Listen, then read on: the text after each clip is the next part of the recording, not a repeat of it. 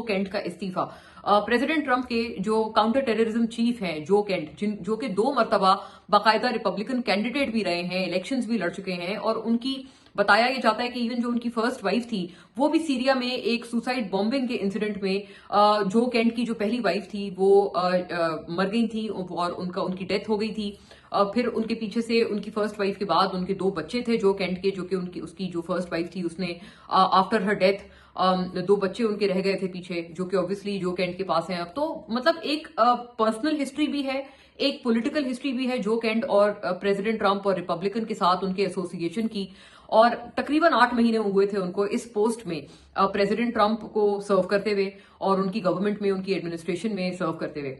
बहुत कुछ बातें जो एक उन्होंने बाकायदा ट्वीट किया और ये कहा कि बहुत सोचने के बाद मैंने ये फैसला किया है कि मैं इस पोजीशन से स्टेप डाउन कर रहा हूं। मैं सोच भी रही थी क्योंकि अभी it's not that old an incident, recently ही जो केंट ने ये रिजाइन दिया है। और मैं सोचती भी थी क्योंकि इतना स्ट्रॉन्ग वर्डेड, इतने उसमें स्ट्रॉन्ग वर्ड्स का इस्तेमाल किया गया है उस रेजिग्नेशन में कि वो अनप्रेसिडेंटेड है। मतलब जो एक हिस्ट्री ऑफ रेजिग्नेशंस है, जाहिर है कोई इंसान रिजाइन करता है तो अमूमन डिसग्रंटल्ड रीजंस की वजह से 99% रीजंस होते हैं किसी की भी रेजिग्नेशन के।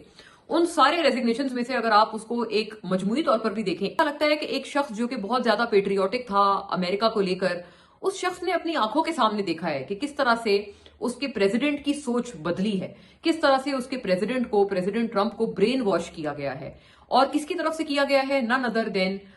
Israeli government and Israeli Netanyahu. ये जो केंट की रेजिग्नेशन है, ज्यादातर बातें उसमें ये बताई गई हैं कि उस बंदे को कितना दुख है इस बात का कि प्रेसिडेंट ट्रंप की पॉजिटिव सोच को, से नो टू वॉर वाली सोच को से येस टू वॉर वाली सोच में तब्दील कर दिया है बेंजामिन नेतन्याहू ने। And he is sorry about it, he is angry about it, he is sad about it, he is sorry about it. उस पूरे रेजिग्नेशन में अगर आप उसकी वर्डिंग्स पे, उसके सेंटेंसेस पे ध्यान दें तो आपको समझ आएगा कि जो केंट को गुस्सा भी है, बहुत ज्यादा गम भी है, और एक जैसे एक पेट्रियोटिक बंदा होता है ना जो कि बड़े एक शिद्दत से अपने मुल्क के लिए कुछ कर रहा होता है और कुछ अच्छा चाह रहा होता है कि मेरी कंट्री एक अच्छे पाथ पर जाए, मेरी कंट्री ऐसी हो, उसका एक विजन होता है अपने मुल्क को लेके।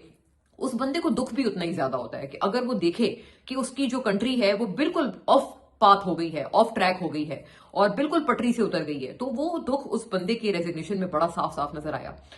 फिर उसने भर भर कर कई जगहों पे ये बताया उस रेजिग्नेशन में कि किस तरह से नेतन्याहू ने और इसराइल ने इन्फ्लुएंस किया है प्रेसिडेंट ट्रंप को, और इस वॉर में ईरान के साथ बाकायदा घसीटा है, उनको किस तरह से खींचा है इस वॉर में और इसका हिस्सा बनाया है। मोर ओवर जो पहले जो पैराग्राफ है उसमें ही जो केंट ये कहते हैं कि ईरान की तरफ से हमें कोई थ्रेट नहीं था।